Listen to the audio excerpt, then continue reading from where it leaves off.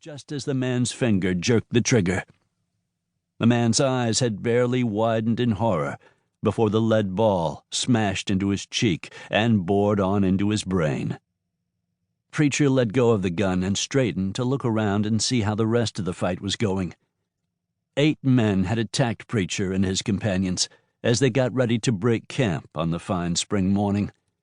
They must have known who Preacher was, because 4 of them, fully half their force, had concentrated on the mountain man, leaving the odds even for the remaining members of Preacher's party.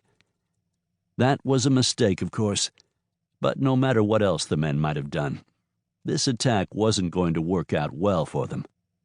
Hawk That Soars, the young, half-white, half-Apsarika warrior who was Preacher's son, had inherited some of the legendary mountain man's fighting ability, so he was quick to take on 2 of the enemy and give a good account of himself.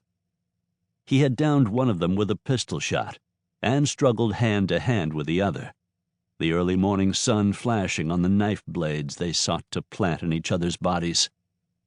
Unfortunately, Charlie Todd and Aaron Buckley, 2 young men from Virginia who had a couple of seasons of trapping behind them, weren't the tough, experienced battlers that Preacher and Hawk were. Their rifle shots had gone wild, and they'd been forced to dive behind a log for cover. The remaining 2 attackers were circling that log in an effort to get clear shots at Charlie and Aaron. The final member of Preacher's group, an elderly Apsarika named White Buffalo, stood off to one side, jumping up and down and screeching imprecations at the attackers, but that was about all he was good for. Preacher figured Hawk stood the best chance of defeating his own opponent, so he ran toward the log where Charlie and Aaron had taken cover, leaped into the air, pushed off the thick log with 1 foot, and flew toward the 2 men stalking them.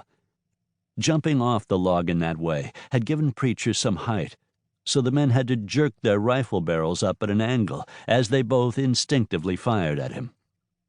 One shot came close enough that Preacher felt the ball's heat next to his cheek, but the other went way wide and high.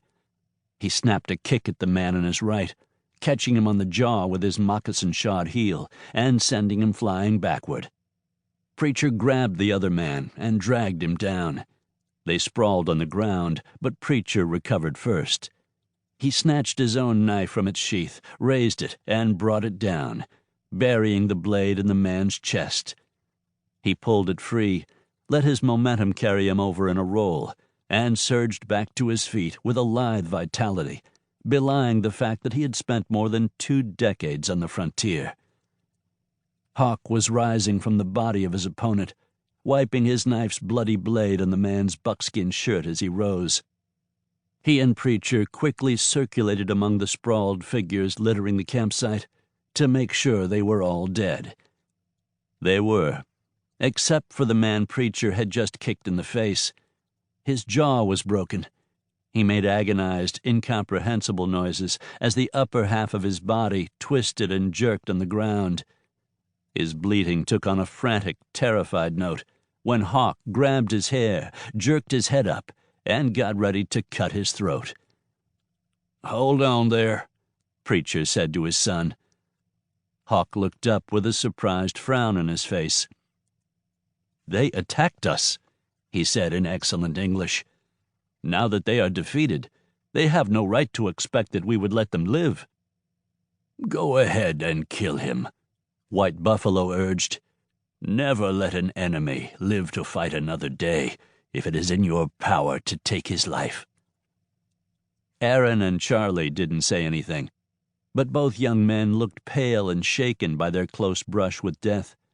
They had come to the mountains as complete greenhorns, and even though they had gained some experience and seasoning, civilization hadn't rubbed off them completely yet. "Wait just a dang minute." Preacher hunkered on his heels in front of the man with the broken jaw. Hawk remained behind the man, ready to let his knife drink deep of the prisoner's blood. At first glance, Preacher had thought all 8 attackers were white, but he saw he'd been wrong. This one came from south of the border, or at least had a lot of Spanish blood in him.